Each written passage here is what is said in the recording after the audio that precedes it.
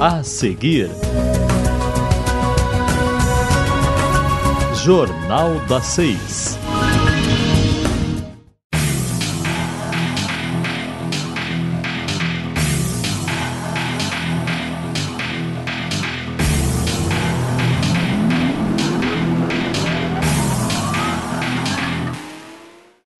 Boa noite, começa agora o Jornal das 6. Na semana que vem, o Natal.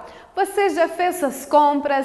Já escolheu os presentes? A partir de hoje, o comércio de Juí está com horário diferenciado. E as expectativas, mesmo com a crise, são boas.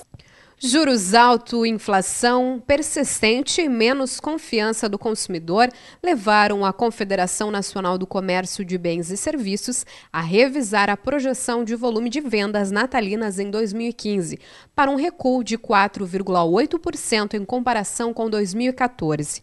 A estimativa anterior previa uma queda de 4,1%.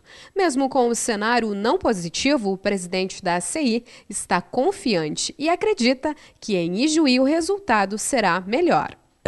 Nós aí como presidente da ACI, nós estamos bastante otimistas. O Natal, assim, por ser uma data especial, ele já é uma data que o comerciante vende mais as compras de Natal. E também nós como entidade estamos assim incentivando o comércio local e também mobilizando o próprio consumidor. Então nós assim a partir de novembro nós já temos assim aí uma certeza de que as vendas de Natal vão ser boas porque o empresariado está motivado e o consumidor também está motivado.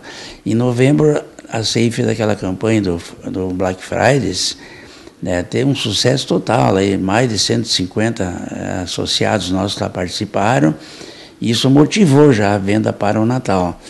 E também agora no mês de dezembro a nossa entidade está apoiando, né, a campanha Natal Bom para Todos, que ela é coordenada pelo Cindy Lojas e tem apoio da CI, da CDL, da Unijuí, da Prefeitura e também da Câmara de Vereadores. Então isso aí motiva, né, motiva os empresários, motiva o consumidor, é premiação, é desconto e tal. Então nós estamos assim bastante otimistas e temos quase certeza de que vai haver um crescimento econômico em relação às vendas desse Natal comparativo com as vendas do Natal do ano anterior. Para atender melhor o cliente, a partir desta terça-feira o comércio está com horário diferenciado. O comércio, assim, ele já tem um horário feito pelo Cindy Lojas, né, com o Sindicato dos Trabalhadores. Inicia agora a partir de hoje, né, começa já a movimentar um horário a partir até as 22 horas. E a cidade, assim, ela já está desde o início de dezembro com o clima de Natal. As lojas já vêm fazendo embelezamento de vitrines, né, enfeite de vitrines, as casas por si só também já estão sendo embelezadas, então o clima de Natal já está começando a trabalhar. E a nossa cidade, a gente também tem aquelas programações assim de Natal, aí, festa do cachorro-quente da igreja evangélica, festa de cachorro-quente do Lions. Então isso aí as pessoas já estão se habituando para vir nesses dias aí para participar desses eventos e também para fazer as suas compras, olhar e visitar. Então nós já estamos vivendo assim, já esse clima de Natal aí, já desde o dia 1º de dezembro. E para quem gosta desse clima natalino, confira agora a programação de Natal que acontece na Praça da República. Dia 16, quarta-feira, mostra do Programa de Educação Musical das Escolas da Rede Municipal de Ensino, Educação Infantil, a partir das 8 horas da noite. No dia 17, quinta-feira, desfile de moda de empresas de Ijuí, às 8h30 da noite. E na sexta-feira, dia 18, grupo de canto Vozes da Alegria e espetáculo de dança da Academia Movimento, às 8 horas da noite. O Ministério da Saúde lançou medidas para melhorar o diagnóstico da microcefalia. Até a semana passada, foram confirmados mais de 1.700 casos em bebês. O aumento dos casos de microcefalia tem preocupado tanto gestantes quanto profissionais. Veio aquele receio, a gente não sabia exatamente o que fazer. Não só as gestantes, os casais estão preocupados, como nós, profissionais de saúde, também estamos. Para melhorar o atendimento, o Ministério da Saúde lançou um protocolo voltado para mulheres em idade fértil, gestantes e recém-nascidos com microcefalia. Entre as ações está o aumento de testes de gravidez rápido para iniciar o quanto antes o pré-natal. O Ministério também vai intensificar a busca por grávidas no início da gestação e por aquelas que não foram a uma consulta de pré-natal. O protocolo orienta que as grávidas que apresentarem manchas vermelhas na pele e febre devem procurar o serviço de saúde e essas informações vão ser obrigatoriamente anotadas no cartão da gestante. A principal mudança ocorre no atendimento de recém-nascidos com menos de 32 centímetros de circunferência do crânio. Vão ser realizadas ecografias da cabeça e, se necessário, tomografias computadorizadas para confirmar o diagnóstico de microcefalia.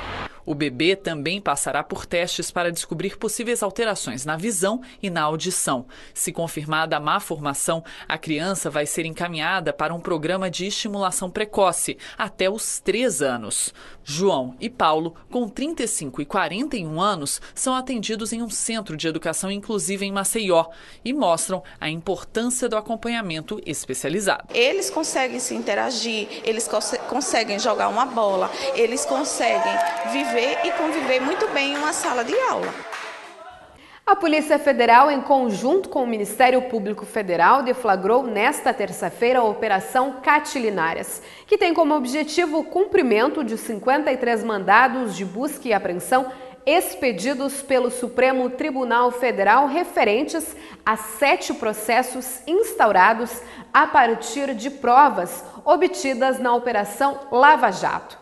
Para entendermos melhor a situação atual da política no Brasil, nós convidamos o doutor em Direito, o professor Gilmar Bedin, para nos tirar algumas dúvidas.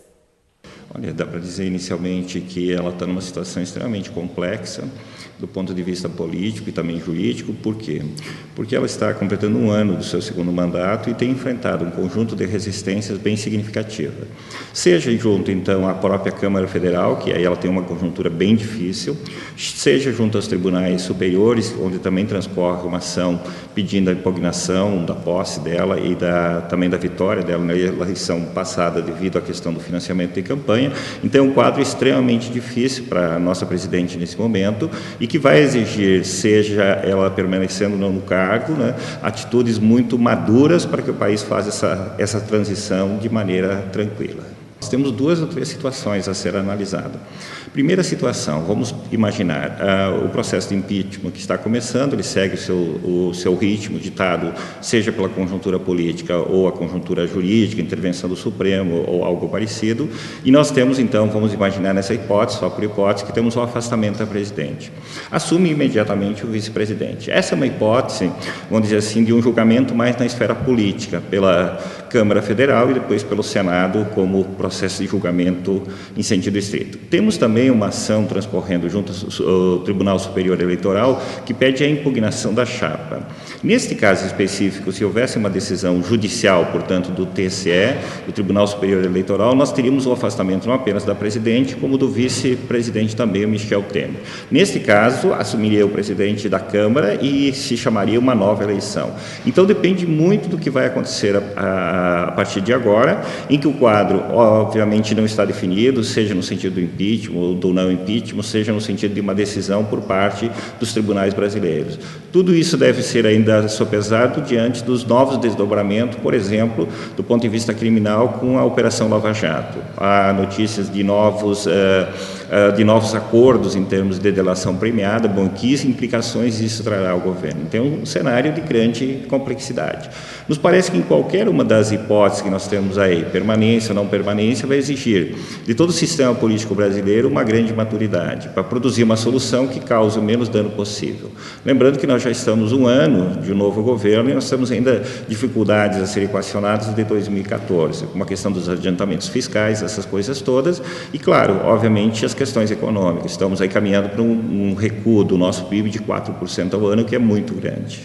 É impossível falar da situação política do Brasil e não salientarmos o nome de Eduardo Cunha. Difícil, muito difícil. Ele tem uma presença muito forte, ele tem uma presença agressiva, o que é uma novidade em termos de presidência da Câmara.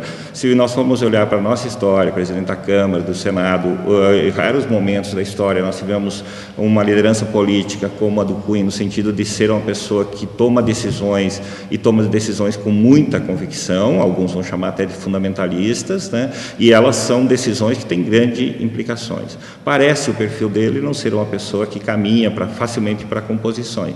Então, é sim um cenário muito difícil.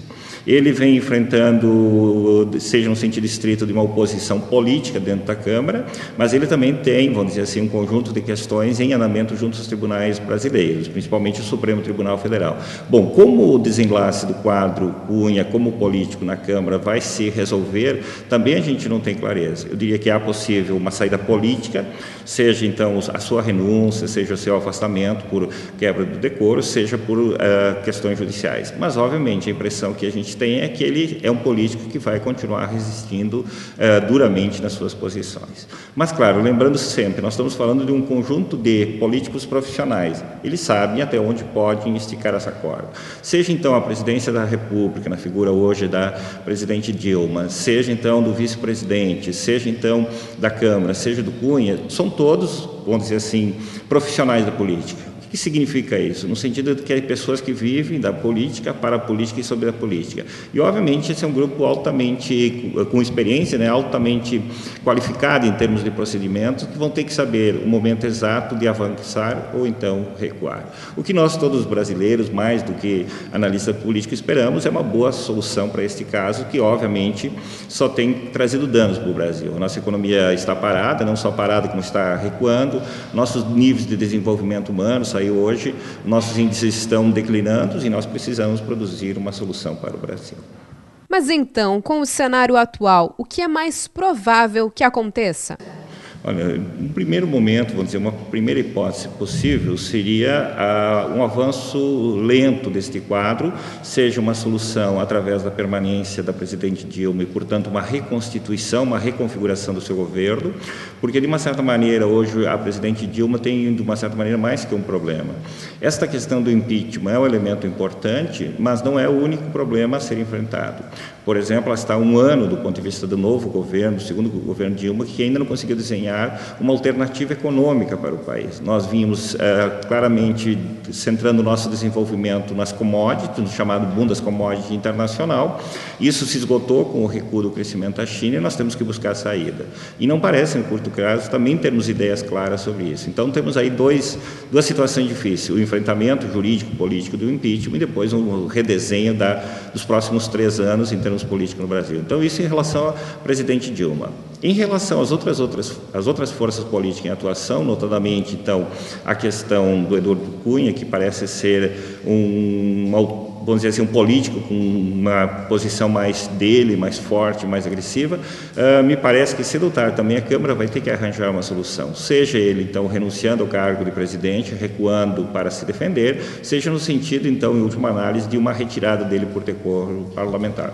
O que parece evidente que essa crise vai se prolongar ainda durante um período, né, em que talvez esteja mais próximo a solução na presidência da Câmara do que do ponto de vista da presidência do país, que exige um conjunto de procedimentos, toda a observação de um conjunto de ritos legais bastante importante. Nesta semana nós vamos ter uma decisão do Supremo sobre essa questão dos procedimentos de impeachment, escolha da comissão processante e assim por diante. E provavelmente alguma decisão tomada pelo Conselho vai levar a um processo de reconstituição do trabalho até feito. Então, se decidir, por exemplo, que a decisão deveria ser tomada na eleição da comissão processante por voto aberto e não por voto secreto, isso obrigaria a refazer essa etapa já vencida do ponto de vista da Câmara Federal. Então, é um processo que vai ser, de uma certa maneira, lento e não necessariamente ele vai constituir ou vai ser constituído a partir do tempo das pessoas. Nós todos, e vou dizer aqueles que estão nos assistindo, eu diria assim, penso como pessoas,